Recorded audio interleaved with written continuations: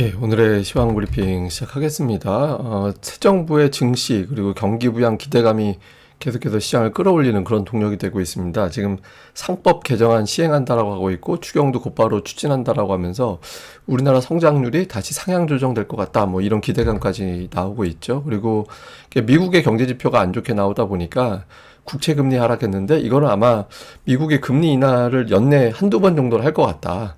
뭐 이런 분위기가 만들어지고 있는 거고, 지금 미국뿐만 아니라 유럽을 비롯해서 몇몇 국가들이 또 추가적으로 금리 인하 할 것이다 이런 의지를 보여주고 있잖아요. 금리가 내려간다라는 거는 글로벌 유동성이 늘어나게 된다라는 거고, 금리 하락은 또 신흥시장 중시에는 또 좋은 그런 신호로도 해석을 하죠. 물론 이제 금리 내릴 때 뭐 때문에 내리느냐, 뭐 어떻게 내리느냐 이거 등등에 따라 다 사연은 다른데, 어쨌든 지금 시점에서는 금리가 빠지는 거는 신흥시장에는 괜찮다. 또 이렇게 또 해석이 됩니다. 그러니까 이런 점도 반영이 됐고, 무엇보다 외국인 투자자들이 한국 경제의 불확실성이 완화가 됐고, 또 주요 국가 중에서 가장 빠르게 재정정책, 통화정책이 동시에 시행되는 나라, 아마 전 세계에서 지금 유일할 거예요. 그러니까 이런 어떤 정책적인 뒷받침이 되면서 OECD라든가 IMF에서 성장 전망을 하향하고 있는데 가장 먼저 상향될 수도 있지 않을까, 뭐 이런 기대감이 좀 있는 것 같아요. 그래서 한국 증시에 외국인들 매수 자금이 유난하게 집중되고 있고, 그리고 특히 최근에 소외받았던 종목군들, 원래 강세 보였던 게 뭐 방산, 원전 등등의 종목이었는데 지금은 뭐 반도체라든가 삼성전자, 2차 전지, 카카오 같은 인터넷주들, 이렇게 장기적으로 소외받았던 종목군들이 움직이면서 지수를 좀 끌어올리는 그런 역할을 했습니다. 우선 코스피 지수는 오늘 그 고점이 작년도 고점, 그러니까 작년에도 2,900을 넘기진 못했거든요, 고점이. 그러니까 그 근처 가면서 좀 부담을 느꼈던 것 같아요. 그래서 상승하다가 조금 오후 들어선 탄력이 둔화되긴 했지만 어느덧 2,800포인트예요. 예, 저점 대비 500포인트 넘게 시장이 올라온 거죠. 그래서 근데 이제 여기서부터 작년 고점을 넘기기 위해서는 뭔가 좀 새로운 어떤 동력이 하나 정도 나왔으면 좋겠다. 뭐 그런 것들에 대한 기대치가 좀 있죠. 그래서 재료를 좀 기다리는, 그래서 그거 나오면 2,900 한번 넘보자 이렇게 되면서 좀 그 근처에서는 주춤하는 모습을 보였는데, 또 하나 이유가 이건 달러 차트거든요. 코스피 지수를 달러로 바꿔서 보는 차트인데 1000포인트예요. 달러 차트로는. 이 1000포인트는 보시다시피 2022년도 이후부터 계속해서 저항이 됐던 자리, 돌파하는가 했으면 그 근처 넘어가면 다시 밀리고, 그러니까 이렇게 반복됐던 게 달러 차트 기준으로 코스피가 1000포인트였거든요. 근데 이 위로 외국인들이 쭉 하고 매수해서 끌어간 적이 없었어요. 그러니까 지금이 중요한 테스트 위치에 놓였습니다. 그래서 외국인 투자자들이 여기서 멈추느냐 지속하느냐, 또 한 번 아주 중요한 저점, 고점대에 왔기 때문에 다음 주 증시가 상당히 치열해질 가능성이 있겠구나, 이런 것들도 남겨둔 것 같습니다. 오늘 오후 들어서 지수가 좀 둔해진 게 구간이 여기 구간 진입했거든요. 그래서 이 부분에 대한 부담이 있었을 겁니다.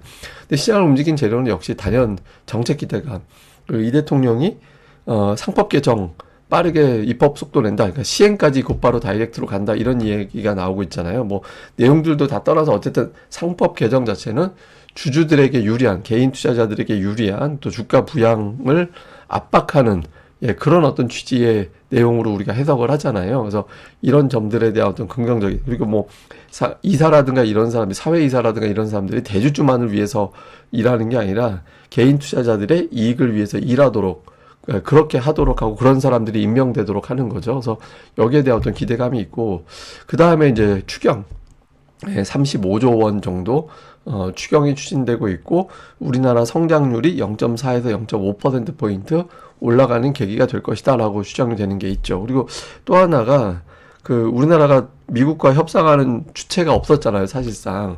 근데 오늘 나온 일부 보도에 의하면 미국이 어제까지 좋은 제안을 해라, 미국에다. 우리한테 알아서 어떻게 뭐 해줄 건지 알아서 와봐, 그러니까 이렇게 제안을 하라고 했는데, 우리나라는 지금 대선이 있어갖고 그 날짜를 못 맞추는 거잖아요. 그래서 근데 이제 대선이 끝나고 대통령이 임기가 시작되면서 그 날짜는 지나가 버렸고, 그래서 일주일을 연기해달라고 요청을 했다고 하는데, 어쨌든 그런 걸 떠나서 우리나라도 본격적인 협상이 다음 주 내에 시작이 되는구나, 그렇게 되면 관세 협상 관련된 불확실성도 해소가 되겠구나, 완화가 되겠구나, 또 이런 기대감을 갖게 된 게 또 시장을 움직인 주요 재료였다고 봐야 될 것 같습니다. 그리고 해외 쪽도 트럼프가 갑자기 저게 자다 말고일지 잠 안 자고 일지 모르겠는데 뭐 시진핑 좋아한다고 막 그러고 또 근데 협상하는 게 너무 어렵다라고 이야기를 했잖아요. 근데 오늘 뭐 야후라든가 이런 로이터라든가 이런 보도에 의하면 계속해서 협상은 진행되고 있는 것 같아요. 뭐 중국하고도 지금 전화 통화 예정이 되어 있는 데다가 일본과 독일의 주요 인사들이 미국을 방문해서 또 협상을 진행한다더라 뭐 이런 식의 어떤 기사들이 나오고 있거든요. 저 주말 사이에 뭔가 좀 협상 관련된 뉴스가 또 나올 것 같아요. 그래서 이런 점도 뭐 시장에서는 또 매수를 자극하는 그런 요인이 됐던 것 같습니다. 그리고 이제 금리가 많이 내렸어요. 그러니까 이게 한때 막 4.6 넘어갈 때 그때 제가 막 이거 4.7 넘어가면 이상해진다고. 그러니까 4.7 넘어가지 않고 여기서 막아야 되는데 올라가는 것도 쉽지 않을 것 같다. 그런 얘기 했던 게 엊그제 같은데 지금 4.3%대까지 빠졌거든요. 금리가 내려갈 수 있었던 거는 미국의 지표가 둔해진 거.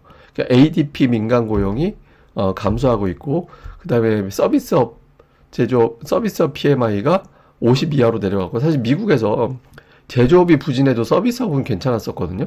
근데 이게 내려갔어요. 그러니까 관세라든가 이런 것들 등등 이슈가 이제 계속 작동하다 보니까 미국 지표가 심상치 않으면 연준도 가만히 있기는 어려울 것 같다. 물가가 확 튀는 것만 아니라면 생각보다 이른 시기에 금리가 내려갈 수도 있겠구나.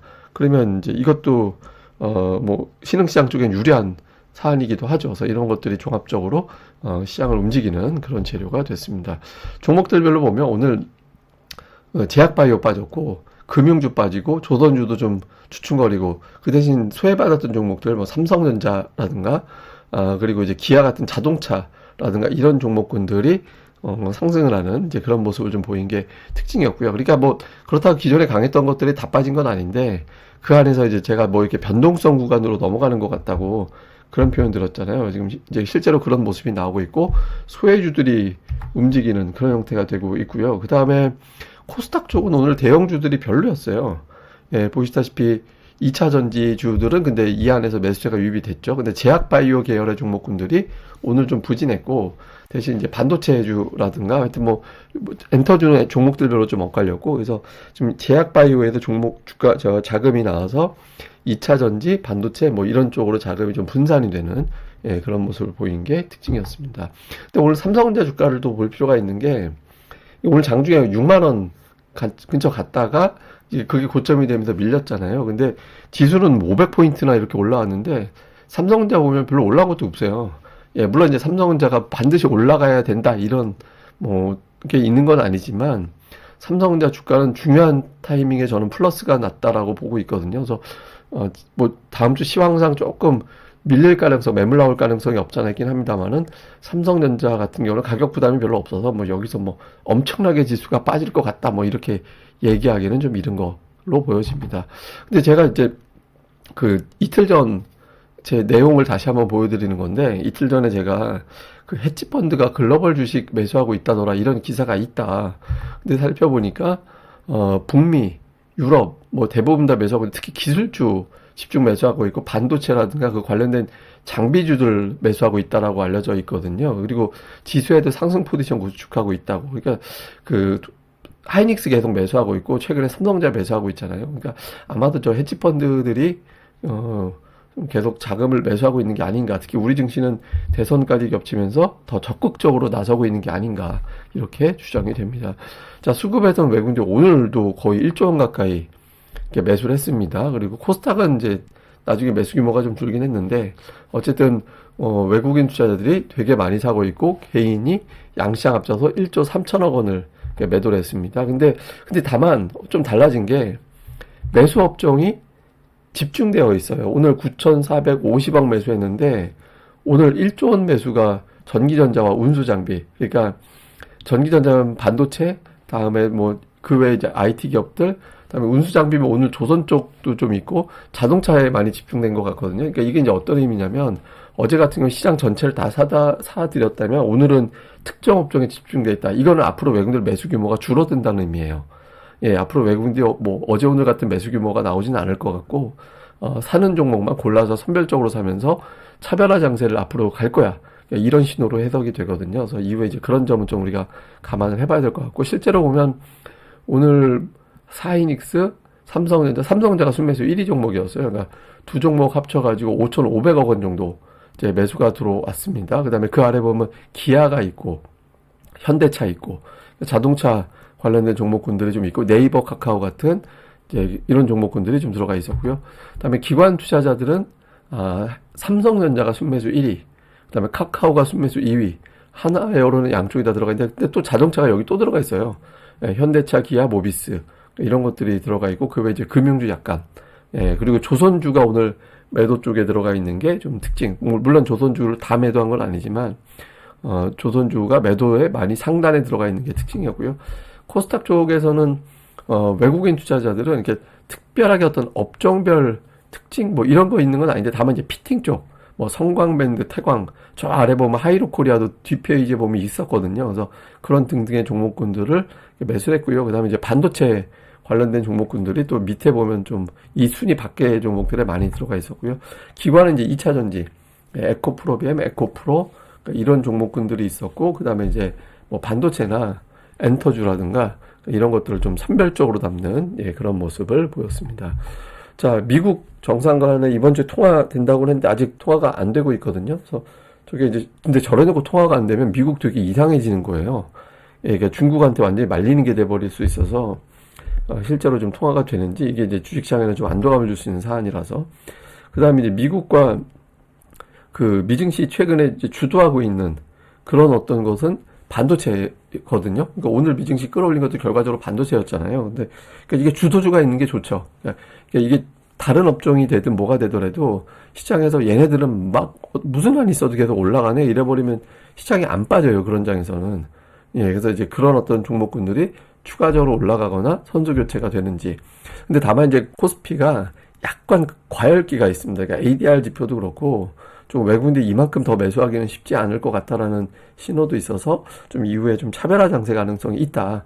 아까 제가 코스피도 달러 차트로 저항대라고 말씀드렸잖아요. 그래서 좀 매물 소화가 진행이 될 수도 있다. 이 정도 봐야 될 것 같고요. 그다음에 그 과정에서 이제 소외받았던 수출주들, 그러니까 뭐 2차 전지, 반도체, 자동차 이런 종목군들이 올라갔는데 수급 봐서는 좀 아직은 괜찮아 보이거든요. 근데 이게 이제 다음 주에도 연속, 제가 계속 말씀드리지만 일주일에 3일 이상 올라야 돼요. 그래야 이제 주도주구나라는 게 입증이 되거든요. 그래서 다음 주에 그런 흐름이 나오는지도 주목을 해봐야겠습니다. 제가 이제 오늘 보여드릴 차트는 뭐냐면, 최근 3년 동안, 그러니까 2022년 5월 그때부터 최근까지의 글로벌 주요 국가들 차트를 제가 비교해 봤거든요. 제일 위에 있는 게 독일, 예, 그 다음에 이제 뭐 S&P 500 지수, 그 다음에 일본, 다음에 대만, 그 다음에 우리나라인데, 다른 나라들이 지금까지 누적으로 한 30, 40, 심하게는 75%까지 올랐어요. 이 3년 동안에. 근데 이제 우리 증시가 그동안 올라간 게 없었거든요. 그래서 올라간 게 없다가 지금은 이제 올라온 게 5%가 안 돼요.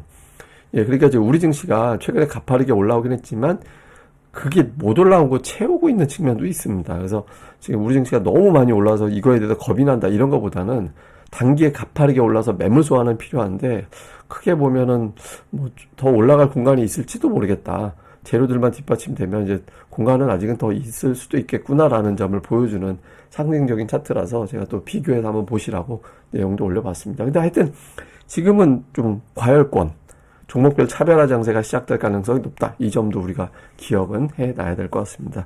예, 그리고 이제 연휴 기간에도 방송은 똑같이 정상적으로 진행이 되니까 계속해서 봐주시면 좋을 것 같습니다. 이 방송 구독하기와 좋아요, 예, 꼭 부탁드립니다. 감사합니다.